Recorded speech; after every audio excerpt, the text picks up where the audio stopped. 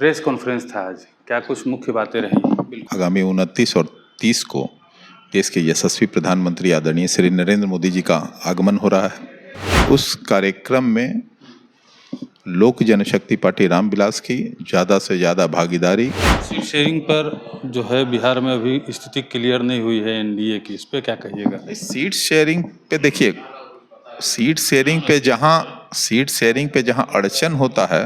इस बार चुनाव में मुख्य मुद्दा जो है विपक्ष की तरफ से बिहार की आपराधिक घटनाओं को लिया जा रहा है। राष्ट्रीय जनता दल के शासनकाल में 2005 से पहले क्या होता था वो सब आपको पता है।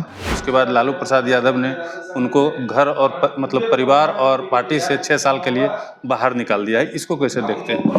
पार्टी से निकालना, घर से निकालना, ये कितने दिन निकाला जाएगा, कितने दिन के लिए है, यह देखना दिलचस्प होगा। सवाल ये है, देखिए अभी हम मौजूद हैं एलजेपी-आर के कार्यालय में। यहाँ एक प्रेस कॉन्फ्रेंस किया गया है, उसी को लेकर के जानकारी लेंगे, साथ ही बिहार के अन्य भी मुद्दों पे बात करेंगे। हमारे साथ बात करने के लिए मुख्य प्रवक्ता राजेश भट्ट जी हैं। प्रेस कॉन्फ्रेंस था आज, क्या कुछ मुख्य बातें रही? बिल्कुल एक महत्वपूर्ण प्रेस कॉन्फ्रेंस था। जैसा कि आपको पता है कि बिहार की पावन धरती पर आगामी 29 और 30 को देश के यशस्वी प्रधानमंत्री आदरणीय श्री नरेंद्र मोदी जी का आगमन हो रहा है। आगमन के तहत कई योजनाओं का शिलान्यास उनके कर कमलों द्वारा किया जाएगा और एक विशाल जनसभा जो है विक्रमगंज में आयोजित की गई है, जिसमें मुख्य अतिथि के रूप में वो संबोधित करेंगे। इस ऐतिहासिक अवसर पर हमारी पार्टी ने आज एक बैठक भी, महत्वपूर्ण बैठक पटना प्रदेश कार्यालय में की गई। पार्टी के बिहार प्रदेश में प्रभारी माननीय सांसद अरुण भारती जी भी मौजूद थे।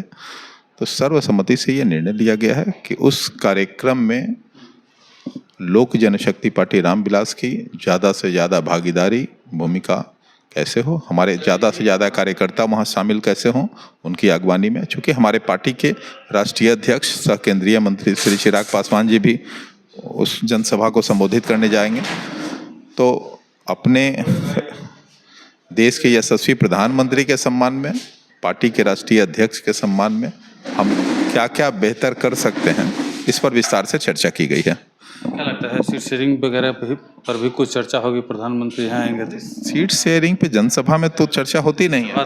दूसरी एक और बात बताना चाहता हूँ आपको कि आगामी 8 तारीख को शाहाबाद की पावन धरती आरा में एक पार्टी का नव संकल्प महासभा भी आयोजित किया जाएगा, जिसकी भी तैयारी और रणनीति पर आज चर्चा की गई।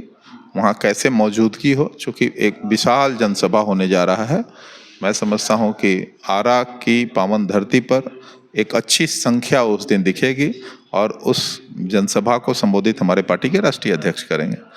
सीट शेयरिंग पर जो है बिहार में अभी स्थिति क्लियर नहीं हुई है एनडीए की, इस पे क्या कहिएगा? सीट शेयरिंग पे देखिए, सीट शेयरिंग पे जहाँ अड़चन होता है वहाँ ये चर्चा का विषय बनता है। यहाँ सीट शेयरिंग पे कोई अड़चन ही नहीं है।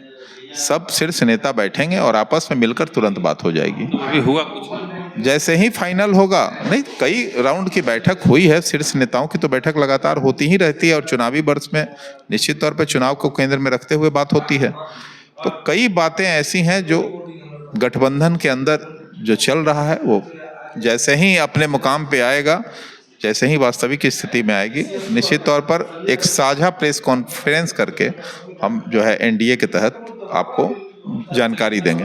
इस बार चुनाव में मुख्य मुद्दा जो है विपक्ष की तरफ से बिहार की आपराधिक घटनाओं को लिया जा रहा है। कानून व्यवस्था को पर सवाल खड़े किए जा रहे हैं। पटना में खुलेआम गोलियां चल रही हैं, अपराधी पकड़ा नहीं जा रहा है। व्यवस्था कहाँ गया आपका कानून वाला?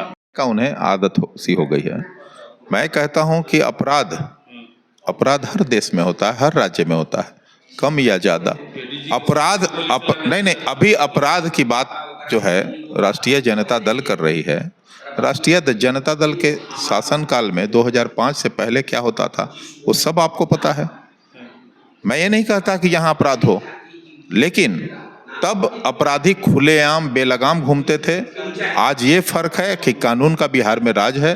अपराधी चाहे जमीन के अंदर भी हों, खुद निकाले जा रहे हैं और अपराधी तुरंत गिरफ्तार हो रहे हैं। उनको स्पीडी ट्रायल के तहत सजा भी मिल रही है। तो ये कानून का राज है, यहाँ कोई अपराधी बच नहीं सकता है और अपराध का जो ग्राफ है कई मायनों में गिरा है। चलिए, अंतिम सवाल है, पिछले 2 दिनों से लालू परिवार काफ़ी चर्चा में है। तेज प्रताप यादव के जिस तरीके से तस्वीरें और वीडियो सोशल मीडिया पे वायरल हुई है या उनके अपने फेसबुक पोस्ट से की गई है, उसके बाद लालू प्रसाद यादव ने उनको घर और मतलब परिवार और पार्टी से 6 साल के लिए बाहर निकाल दिया है। इसको कैसे देखते हैं? देखिए, ये तो वैसे उनका पारिवारिक और अंदरूनी मामला है, इस पर हमारी पार्टी की ओर से कोई टिप्पणी ना हो तो ज़्यादा अच्छा हो। लेकिन अब चूंकि राजनीतिक लोग इन्वॉल्व हैं, ये राजनीतिक विषय से जुड़ा हुआ मामला है, संवैधानिक पद पे बैठे हुए हैं लोग, तो निश्चित तौर पे राजनीतिक गलियारों में इसकी चर्चा हो रही है। और मैं इतना ही कहना चाहूँगा कि पार्टी से निकालना, घर से निकालना, ये कितने दिन निकाला जाएगा, कितने दिन के लिए है, यह देखना दिलचस्प होगा। सवाल ये है कि भाई जिस नैतिकता के तहत आप कह रहे हैं कि हम पार्टी से निकाल रहे हैं, घर से निकाल रहे हैं, कई ऐसी घटनाएं घटी, उस समय भी नैतिकता इतनी ही जगनी चाहिए थी। आदरणीय लालू जी तो सम्मानित नेता हैं, हम लोग बड़ा सम्मान करते हैं उनका और हमेशा करते रहेंगे।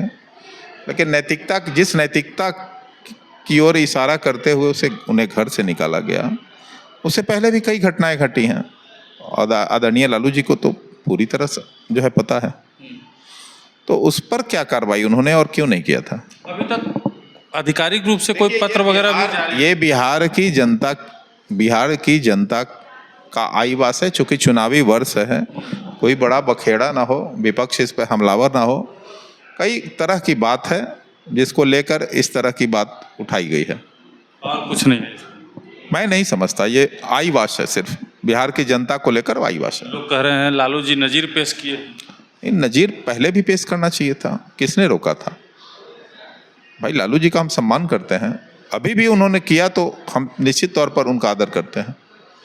लेकिन कई ऐसी घटनाएं उनके घर में पहले भी घटी है, हम किसी के घर और पारिवारिक मामले में नहीं पड़ना चाहते हैं, लेकिन नैतिकता तो तब भी जगनी चाहिए थी। मतलब तेज प्रताप यादव एक पहली शादी पहले भी कर चुके हैं, मामला अभी कोर्ट में है, तलाक नहीं हुआ है, और दूसरी शादी, ये तो कानूनी रूप से भी अपराध है। अब ये तो देखिए घर के लोग डिसाइड करें, बाकी किस व्यक्तिगत, बिल्कुल विधायक हैं और सामाजिक जीवन में आने के बाद बहुत सारी चीज़ों पर अपना संयम बरतना चाहिए, अनुशासन में रहने। लालू जी तो एक अनुशासित जो है रहे हैं और उनके परिवार की ये हालत देखकर बहुत आश्चर्य होता है। आपके गठबंधन के एक मंत्री हैं जीवेश मिश्रा, उन्होंने कहा कि तेज प्रताप यादव चमत्कारी व्यक्ति हैं, कुछ भी कर सकते हैं। नहीं, अब जीवेश मिश्रा जी अगर कहें तो ये उनकी व्यक्तिगत टिप्पणी है, उस पर भी हम कोई टिप्पणी नहीं करना चाहेंगे। चलिए, देखिए, राजेश भट्ट जी थे और इन्होंने सारी बातें जो है क्लियर कर दी हैं। तेज प्रताप यादव को लेकर के भी अपनी राय दी है और साथ ही बिहार में अपराध की घटनाओं को लेकर के भी बहुत सारी बातें की है। आप क्या सोचते हैं कमेंट में ज़रूर बताइएगा।